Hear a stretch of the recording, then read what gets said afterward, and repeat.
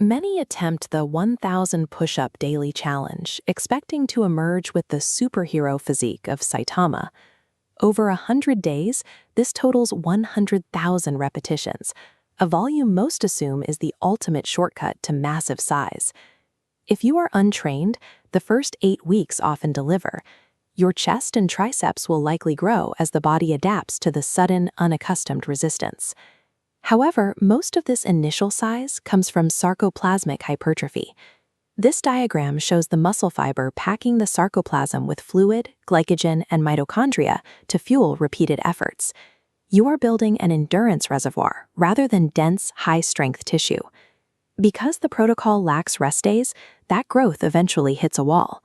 Without 48 to 72 hours of recovery between sessions, the body stops building new tissue and shifts into a survival mode focused on efficiency. Some athletes, like Herschel Walker, built legendary frames using thousands of daily bodyweight reps. But these results typically require decades of consistency and unique genetics that allow for ultra-high volume recovery.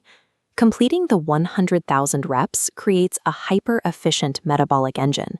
You finish the challenge with elite localized endurance, even if your physical frame looks more athletic than bodybuilder heavy. Strength in a push-up is governed by the physics of your own weight.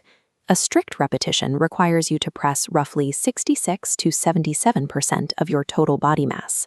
Once your nervous system masters moving that specific load, it stops needing to recruit new fibers. Consequently, your maximal strength, like a heavy 1-rep bench press, will likely plateau. The real gain is strength endurance. Similar to these firefighter trainees, your muscles become resistant to fatigue under moderate, sustained loads, allowing you to perform work long after a typical lifter would reach failure. While your lifting records may not move, your nervous system becomes highly efficient at managing fatigue during repetitive, high-volume tasks.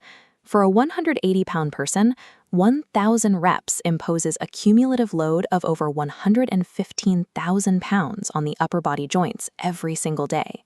While muscle fibers can recover overnight, connective tissues like tendons and ligaments require much longer. This volume forces these structures to absorb repeated stress without sufficient time to repair. This imbalance leads to anterior scapular tilting. Chronically tight pectoral muscles pull the shoulder blades forward and down. This creates the shrimp posture. The shoulders internally rotate, the upper back curves into thoracic kyphosis, and the head juts forward. Repetitive wrist extension under load can inflame the carpal tunnel, while the imbalance between a dominant chest and fatigued rotator cuffs creates significant friction within the shoulder joint.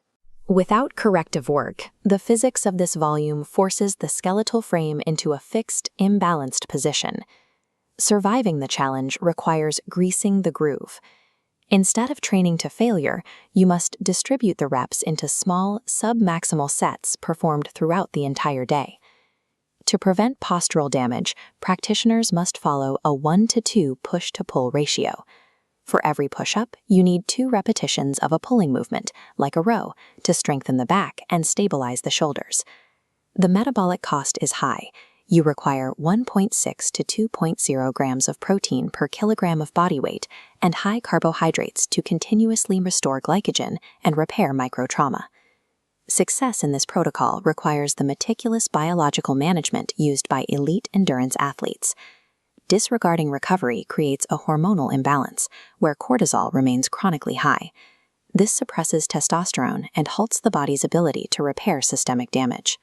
This overtraining state creates the conditions for a severe medical emergency, exertional rhabdomyolysis. Extreme, unaccustomed volume can cause muscle fibers to literally disintegrate.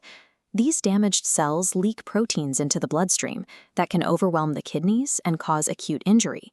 This 100,000 rep milestone functions as a high-stakes experiment in cardiovascular and mental resilience rather than a standard training program.